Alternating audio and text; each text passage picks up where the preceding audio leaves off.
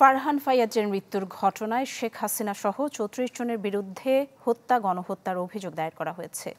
এটি ট্রাইব্যুনালের ডেস্কে পড়া প্রথম অভিযোগ, যা সরাসরি বিচারের জন্য যাবে। এদিকে রংপুরে আবু সাইদ হত্যা মামলায় বরখাস্ত ২ পুলিশ সদস্যকে ৪ দিনের রিমান্ড দিয়েছেন আদালত। শিক্ষার্থীদের আন্দোলনে গত ১৮ জুলাই পুলিশের গুলিতে রেসিডেন্সিয়াল মডেল কলেজের ছাত্র ফারহান ফাইয়াজ মারা যান। মোহাম্মদপুর এলাকায় এই এক মৃত্যু উত্তাল করে দেয় পুরো আন্দোলন।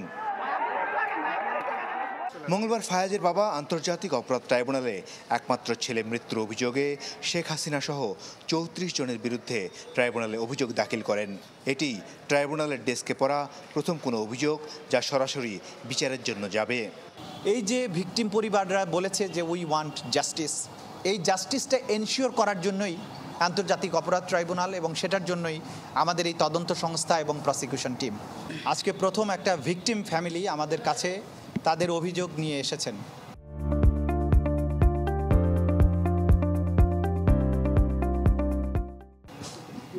যে অভিযোগটা নিয়ে আসা হয়েছে সেটা বাংলাদেশের অধিকাংশ মানুষকে সেই ঘটনাটি সেদিন কাঁদিয়েছিল। একমাত্র সন্তান হারিয়ে মুষড়ে পড়া ফায়াজের বাবা মা বললেন, তারা ন্যায় বিচার চান। আমি মহামান্য আদালতের কাছে শরণাপন্ন হয়েছি, যারা এই হত্যাযোগ্য এই গণহত্যা চালিয়েছে তাদের বিচারের আওতায় এনে উপযুক্ত শাস্তি, খুব দ্রুত বিচারের জন্য আমরা আহ্বান জানাচ্ছি আপনাদের মাধ্যমে। উপযুক্ত শাস্তির আমার যারা খুন করেছে তাদের ফাঁসি হোক। আমার মন সারাক্ষণ ওর জন্য কাঁদে। আমি এখন পর্যন্ত আমার পড়ালেখা শুরু করতে পারিনি। আমি আজকে আদালতে এসেছি আমার পরিবারের সাথে। আমি চাই যে আমার ভাইয়ের জন্য উপযুক্ত বিচার হয়। এদিকে চিফ প্রসিকিউটর তাজুল ইসলামের নিয়োগ নিয়ে প্রশ্ন তুলেছেন সাংবাদিক ডেভিড বার্গম্যান। আইনজীবী জ্যোতির্ময় বড়ুয়া বললেন, এই নিয়োগটি সঠিক হয়নি, যদিও এই প্রশ্নের উত্তর দিতে চান না তাজুল ইসলাম।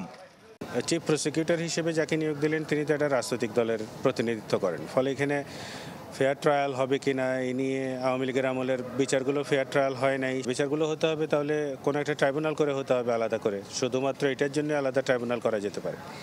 সেই ট্রাইব্যুনাল কিভাবে হবে না হবে সেটার আলাদা করে গ্যাজেট করতে হবে, এগুলোর কোনো রকমের প্রস্তুতি কিন্তু আমরা এখনো পর্যন্ত দেখছি না। ন্যায় বিচার নিশ্চিত করার ক্ষেত্রে ভূমিকা পালন করছি কিনা সেটাই এখানে বিবেচ্য হওয়া উচিত। বাকি বিষয় নিয়ে বাইরে কে কি বলছে এইটা নিয়ে আমি কোনো মন্তব্য করতে চাই না। এদিকে বেগম রোকেয়া বিশ্ববিদ্যালয়ের শিক্ষার্থী আবু সাইদ হত্যা মামলায় বরখাস্ত 2 পুলিশ সদস্য আমির আলী ও সুজন চন্দ্রকে 4 দিনের রিমান্ডে পাঠিয়েছেন আদালত। আদালতে তারা দাবি করেন, ঊর্ধ্বতন 2 কর্মকর্তার নির্দেশেই আন্দোলনকারীদের উপর চালানো হয় গুলি। মাসুদুর রহমান, চ্যানেল 24, ঢাকা।